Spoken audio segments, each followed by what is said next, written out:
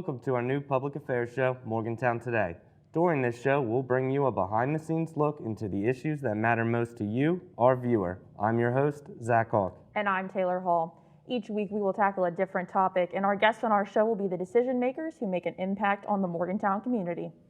Morgantown Today will also address matters of public policy and interest, including topics on education, culture, and politics. This show is made possible through a partnership between the City of Morgantown and the WVU Reed College of Media. Today we'll be discussing a topic that's been dominating national and local headlines, the upcoming election. We'll dive into the importance of voting, including rules and regulations, and how to vote right here in Monongalia County. That's right, Taylor. And with the coronavirus still being a prominent concern, people are questioning the safety of voting in person. In fact, a study done in March found that 66% of people said they were concerned about voting in person. Joining us now in the studio to give us more information on voting in the upcoming election within the county is Monongalia County Clerk, Carye Blaney. Thanks for joining us today, Carye. Good morning. Thank you for having me. Carye has been the Monongalia County Clerk for over 13 years, making this her third general election to oversee.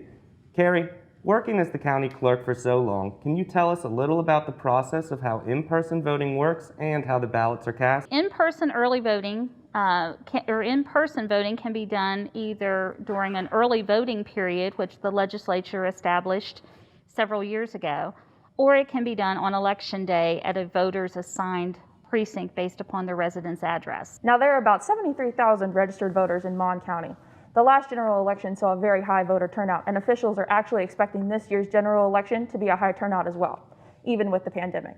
Do you think the county will have a high voter turnout? And if so, are you preparing for it? Absolutely. I think that we will be on par with the last presidential election in 2016. We had a 55% turnout. About 38,000 registered voters showed up for that election. And I would expect that we would be between 50 and 55% again for this 2020 presidential election. But with COVID-19 having taken the lives of over 200,000 people in the United States, almost 400 of them right here in West Virginia, what precautions are being taken at polling sites to ensure the safety of the workers and voters? Should voters expect a different experience from previous elections? In Monongalia County, we have provided all of the personal protective equipment for both our poll workers and election officials working inside our polling locations, as well as the voters who decide that they would like to come and vote in person. We also are using UV sanitizers at each one of our early voting and election day precincts to sanitize our stylus pointers that we use on our election equipment and any pens that may be used. We are also having a company locally to come in and sanitize each of our early voting sites at the end of early voting every day. And then we go back after election day and sanitize all of our polling location sites that we're going to use on Tuesday, November 3rd. 57% of voters believe there was a possibility that the election would be postponed due to COVID-19. If the residents of Mon County are nervous about COVID and the crowds on election day, what options are available to voters who may want to try and avoid these crowds? In West Virginia, a voter can vote by absentee ballot using the absentee ballot by mail system if they are nervous about voting in person. Our absentee ballot system was open to anyone who had a fear of voting in person due to COVID-19 by the governor during the primary election, and that will continue through this general election also. But if you are nervous, I can tell you that we have provided, as I said before, all of the personal protective equipment, and we've taken extreme steps to make sure that all of our in-person voting sites will be very sanitary, and we will use all safety and social distancing precautions to make sure that the voter has a very safe experience when they come in to vote in person. A popular way of avoiding the crowds this election seems to be filing for an absentee ballot. Mon County has received about 4,500 absentee ballots so far, with an estimated 11,000 total going to be requested. How does someone go about filing for an absentee ballot if they'd still like one? Absentee ballot can be applied for online, or you can download the paper application and return that to the Monongalia County Clerk's office either by email, fax, or in person, or using the postal mail. But there was a system created for this general election to allow a voter to apply for their absentee ballot online, which has been a very popular option for many of our voters. The county usually processes about 1,000 absentee ballots in presidential elections. But with the pandemic, it's risen 13 times what the county would normally process. Carrie, how is Mon County handling processing such a large number of absentee ballots? We've managed to put a very good process in place using our current staff in the county clerk's office. All of our staff, whether they work in the voter registration or the election division, works on elections and absentee ballots with our office. So we have a very good process in place that we can turn our absentee ballot applications around normally within a 48-hour window from when we receive the application. Mon County is so prepared for this upcoming election. Zach, in the state of West Virginia, more than 58,000 people requested absentee ballots, which raises the concern of voter fraud. That's right, Taylor. A recent poll found that 25% of all American adults believe that voter fraud is a major problem.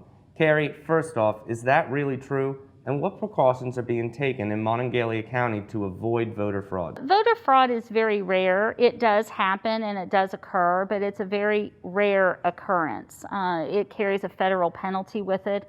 And the systems that are in place that track an absentee ballot will allow the Secretary of State's office and our office to determine whether or not there is some impropriety going on within the application process or within the ballot return process. So it is a very small number comparatively to the number of voters that we handle for an election, but it does occur and it can occur. But I think the processes that are in place in West Virginia election law make it so that your local election jurisdictions, such as our office, are in a position to see those kinds of inappropriate activities very quickly. Carrie, you're correct. Extensive research shows that voter fraud is indeed very rare, less than 1%. And as of January 2018, a voter ID is required at all polling locations. How does this policy help against voter fraud? Well, in the state of West Virginia, we do have a voter ID requirement for all registered voters who are appearing in person. It's not a photo ID, but it does require a voter to present with them a form of ID that has their name on it. It does help prevent any kind of fraud or any kind of an error that our election official and poll worker may make in checking in a voter and providing that voter with credit as showing up to vote. As you may be aware, our poll workers do the very best that they can, but there is still a human element involved in checking a voter into the system. And so it would be very easy to check in a junior instead of a senior, for an example, and give a person an incorrect voting credit. But I think that the voter ID does help in that regard because it gives our polling workers a piece of a document that they can make sure that they've got the correct voter that they're checking in. It does sound like it can be pretty stressful for poll workers to keep everything in order. But in terms of voter fraud for absentee ballots submitted through the mail, West Virginians are actually able to track their ballots online as they move through the system. Could you explain how people can take advantage of that tool? We have an absentee ballot tracking system both on our website at monongaliacountyclerk.com and on govotewestvirginia.com, which the Secretary of State's office handles. And on that site, a voter can see the date at which their local election office received their request for the absentee ballot. They can see the date that the election office mailed the absentee ballot to the voter. And then if they have returned their completed absentee ballot, they can see the date that the office had actually received that ballot and had it back in their hands. So the voter is able to track their ballot through the system from start to finish. This is very helpful because if a voter knows that they have mailed their ballot on a specific day and it's been more than 7 to 10 business days and our office has not checked that ballot back in yet, they can call our office to determine if there was a problem or if our office has received it. Carrie, many people fear their ballots might not make it past their mailbox. A West Virginia postal worker is even facing time behind bars for election fraud after changing 5 ballots from Democrat to Republican, claiming it was just a joke. We know that while that's highly unlikely to happen, are postal carriers in West Virginia required to go through any background checks or training when handling such confidential documents? The Postal Service takes care of the background checks for all of their postal employees. They are federal employees. However, in Monongalia County, we have a special relationship with our local postal service, and our ballots are actually remain in Monongalia County throughout the process. So our postal service picks those ballots up from the courthouse. They return them back directly to the courthouse. And as long as they are going to a Monongalia County address, they never leave Monongalia County. So I am confident that any voter in Monongalia County that wishes to use the postal system to return their ballot will have a very good experience with that because of the relationship that we have built with our local post office. We also postage each of the envelopes required to return the absentee ballot to Monongalia County Courthouse, so the voter does not have to worry about paying for the postage on those return ballots either. So that does certainly sound like your relationship with the postal office will let you expedite the delivery of these ballots. But what's the most secure way for absentee ballots to be sent out by the voters? Does it matter the location of where people mail their ballots from? For instance, a personal mailbox or dropping it off at the post office? Because of the relationship that we have built with our local postal system, it should not matter if the voter gives their return ballot to their local postal carrier at their home, or if they drop it into a postal receptacle somewhere within Monongalia County, because all of those ballots will still remain in Monongalia County. If they are a student who is a resident of Monongalia County and may be going to school in another state, then those ballots and any ballots that go outside of Monongalia County go through a central processing center in Pittsburgh.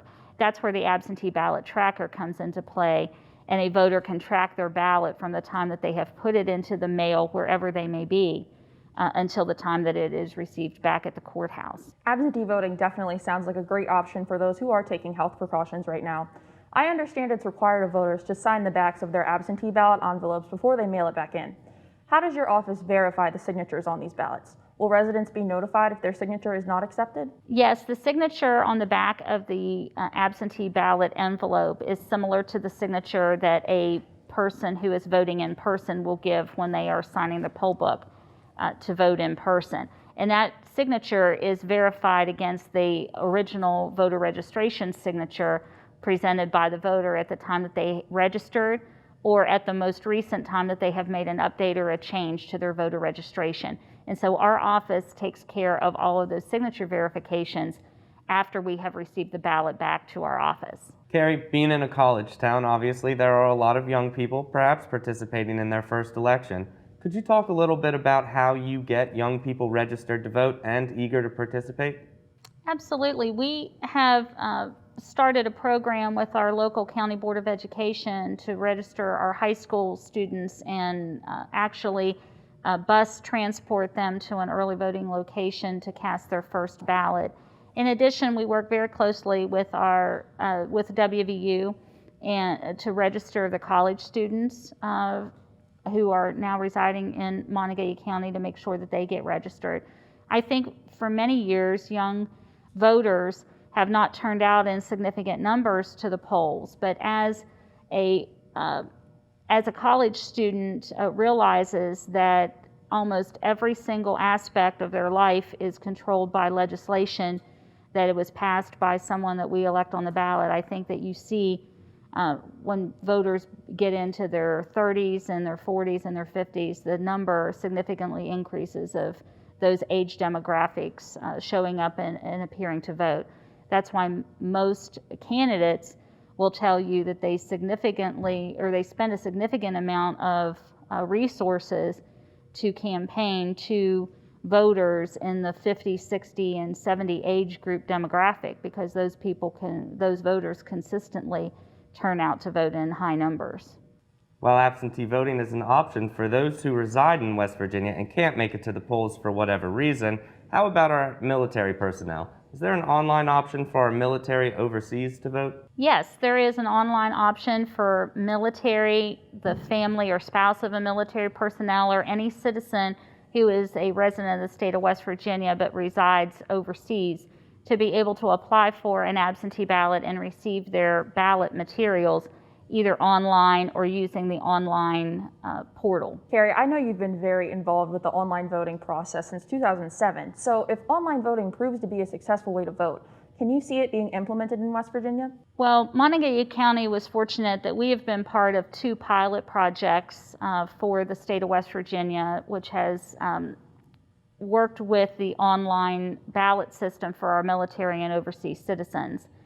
The first pilot project started in 2010, and then we have worked last election with the online system as well. These systems have worked very well for our military spouses, and our citizens overseas. And I'm hopeful that the West Virginia legislature may open up the online system for our domestic absentees to assist those who may need to file an absentee ballot locally to be able to do that online. I think that the pandemic and the processes that we have put in place to handle the issues surrounding COVID-19 and how that has affected our election processes may have the legislature looking at some of these things to be able to open up for more voters than just our military and overseas voters for future elections. West Virginia has strict election rules, like campaigners having to be 100 feet from the polling entrance, no cell phones or electronics are allowed in polling centers, nor is party paraphernalia allowed. With tensions high during this election, are you preparing for any security issues at polling locations? Well, we're always preparing for security issues at our polling locations. However, we are increasing our advertisement of the election laws that surround no electioneering within 100 feet of a polling location, not being able to wear campaign paraphernalia inside a polling location when you come to vote. We have placed that in all of our ads that we've put in the newspaper with our sample ballots, and to notify our voters that they can begin early voting in person starting this Wednesday. So we're hopeful that our voters will remember that they cannot wear any hats or buttons or clothing that indicates any support for one candidate or has a candidate's name on it inside the polling location or within 100 feet of a polling location. But we are confident that our processes that we have in place, and we do work closely with our sheriff's department and our prosecuting attorney's office to make sure that not only our poll workers and our election officials are safe, but also any voter who wishes to vote in person will remain safe. Carrie, I know you mentioned that Mon County is preparing for any security threats on Election Day, but what about protesting after Election Day? Is the county preparing for anything like that? Well, the county works very closely with our county sheriff's department and our prosecuting attorney's office to make sure that we've got the processes in place to handle any occurrence that may happen. However, I feel that most of the activity that we have or will have around our Election Day precincts or our early voting precincts will come from supporters of different political campaigns. This has been a very difficult year for our candidates to get out and reach voters because of the COVID-19 pandemic. And so a lot of supporters of the different campaigns will probably be out around outside of the 100-foot voting area at early voting or on Election Day to hold signs or encourage voters as they're going to vote to consider their particular candidate that they're supporting. But we do not anticipate any other greater problems than just the candidate supporters who would be there. You mentioned an advertising cost there and letting voters know the rules and regulations when they are going to the polls. We also know that the cost of an election in Mon County is almost $500,000. Carrie, could you please break down where that money is spent in addition to advertising? The largest portion of the expense would be what we pay our election officials to operate 41 precincts at 29 locations on Election Day. And we also operate 4 early voting locations throughout the county during the early voting period, and those are staffed with between 6 and 10 election officials at each one of those for a 10-day period. So personnel cost for our poll workers is our biggest expense. Our voting equipment has allowed us to make our elections somewhat cheaper because we do not have the paper costs that we have typically had in the past. Because of the equipment that we are using, our activation cards can be reused from one election to another because they are just blank cards until the voter makes their selections on the machines. So that has enabled us to make some significant savings there. In addition, we rent the 29 locations that we use on election day, so that is a cost to the election. But what we are seeing for this last election in the 2020 primary and the 2020 general has been our personnel overtime costs for our county employees, as we have been working on the absentee ballots and keeping up with that increase in the preparation for those absentee ballots. So I know you said that part of that budget does include poll workers. Can you explain the various roles that people can sign up to help with on election day? Yes, an election official or poll worker, as we call them, there are two different positions that election official provides to a voting location. They are either a poll clerk, which is the person who checks a voter in at the book and is the first person the voter greets when they come into a polling location, or they are an election commissioner. And an election commissioner assists the voter in going to a voting machine, helping them with any questions that they might have about that machine, helping them when they are done, the voter is done making their selections on the machine and getting their ballot into the ballot box. And the election commissioner also takes care of making sure that everything outside the precinct within that 100-foot area is okay and that no one is violating that 100-foot space. It's good to hear that you have some well-trained poll workers because Taylor, Carye, many people are saying that this presidential election is the most important in our lifetime because it represents such a stark contrast between two competing visions for the future. In doing research for our show, I was surprised to learn, Carrie and Zach, that one vote really can make a difference. There have actually been cases in which one vote decided an election. Carrie, what would you like to say to everyone to encourage them to vote? Because their vote does matter. Well, our office works year-round, every year, whether it's an election year or a non-election year, to make sure that our voters and everyone eligible in Monongalia County can get registered to vote. We have also worked with our local school board to create a high school voting day so that our local high school students, once we have went into the school and registered them for the first time, could be able to cast their ballot for the first time. I think it's very important that we start a pattern of voting with our high school students once they become eligible to register to vote. But I think that we have worked diligently to try to make sure that every voter who is eligible has an opportunity to vote. I think our online voter registration system created by the state of West Virginia has helped tremendously in that process and helped a voter update their information. But I would like to be one of the first counties that has 100% voter participation. I think that would really send a message that we are taking it very seriously here. And I would love to be able to be the first county in the nation that could say that we had 100% or at least a 90% voter participation. It must be incredibly exciting to get an 18-year-old registered and then watch them vote for their very first time. But Carrie, if residents would like to get more information on the voting process and general election information in Mon County, where could they go online? They can go to monongaliacountyclerk.com or govotewv.com. Either of those websites have the same information about registering to vote, acquiring or applying for an absentee ballot. If you are currently registered and you just need to know where you need to go to vote, either for early voting or on election day, both of those web pages have the information about the polling locations that you would be available to go to. Carrie, is there any other information that you would like our voters to know?